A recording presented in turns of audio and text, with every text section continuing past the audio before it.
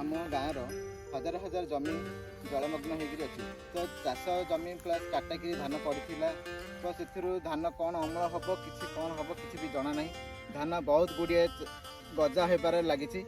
बहुत किसी धान गजा है आगे देखो बहुत धान गजा हो गलानी बहुत कष्ट लगुच आज्ञा केमी आम परिवार चल